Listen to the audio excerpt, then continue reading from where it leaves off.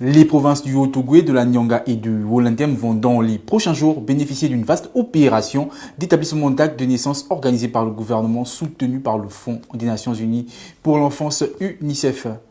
Alors que le secteur touristique bat de l'aile au Gabon depuis le début de la crise sanitaire, le gouvernement a annoncé qu'un artiste mondialement reconnu va créer une statue géante pour le Gabon afin d'attirer plus de touristes.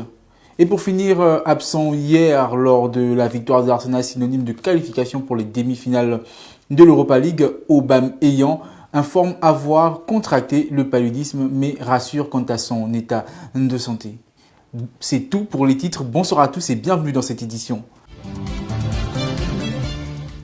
Soutenu par le Fonds des Nations Unies pour l'enfance, UNICEF, le gouvernement gabonais va dans les prochains jours lancer une campagne d'établissement massif d'actes de naissance au bénéfice de 3000 enfants dans les provinces du Haut-Ogooué, de la Nyanga et du Wolendem.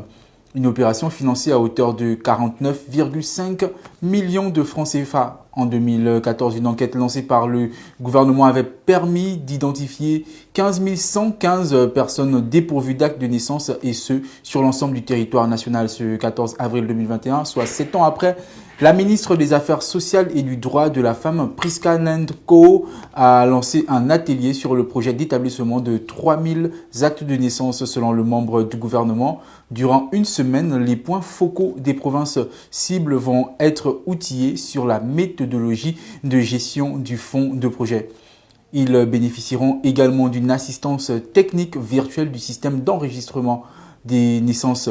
Ils se familiariseront avec les outils informatiques de l'enquête sociale, a-t-elle indiqué. L'objectif de ce projet dans sa première phase est de toucher 1000 enfants par province afin de régulariser leur situation. Selon l'UNICEF, 230 millions d'enfants de moins de 5 ans ne sont pas déclarés à la naissance dans le monde. Aujourd'hui, la déclaration des naissances constitue un droit fondamental et universel. C'est le premier droit puisque c'est celui qui permet l'accès à l'exercice d'autres droits humains. L'absence d'état civil constitue un mécanisme absolu d'exclusion sociale. Le Sud-Coréen Yo Young-ho, sculpteur de renom international, va monter une statue géante au Gabon en plein centre de l'Équateur. Celle-ci va permettre d'attirer plus de visiteurs et de touristes. L'information a été rendue publique le 14 avril 2021 au cours d'un entretien entre Pascal Wani Ambouré, ministre gabonais du Tourisme, et le sculpteur sud-coréen.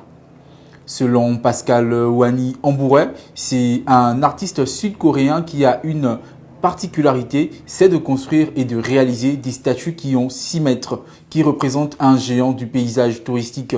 L'idée, c'est de pouvoir poser la statue au centre de l'Équateur dans le linéaire au niveau du Gabon. Le ministre chargé du tourisme a indiqué qu'une délégation d'experts a récemment mené une mission de repérage pour identifier le site avant d'accueillir la statue. Ce site sera accessible bientôt et permettra à nos partenaires de commencer les travaux qui vont nous permettre d'avoir un site répondant aux normes internationales, a confié le membre du gouvernement. Ce partenariat va nous permettre de capter une frange population internationale qui pourrait être intéressée par ce tourisme authentique que nous avons dans les pays, a-t-il ajouté. La statue devrait arriver au Gabon en mai prochain.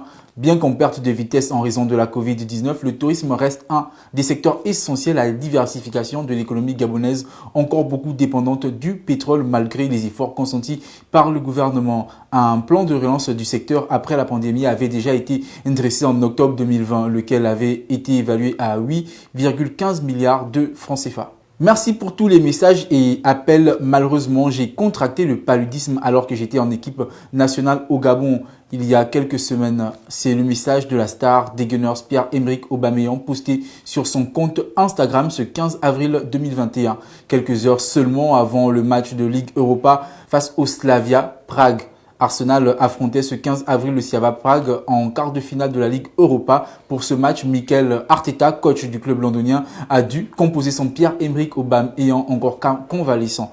L'attaquant a confié passé quelques jours à l'hôpital cette semaine. Il a également tenu via son post Instagram à rassurer. Je me sens beaucoup mieux chaque jour grâce aux excellents médecins qui ont détecté et traité le virus rapidement, a-t-il confié.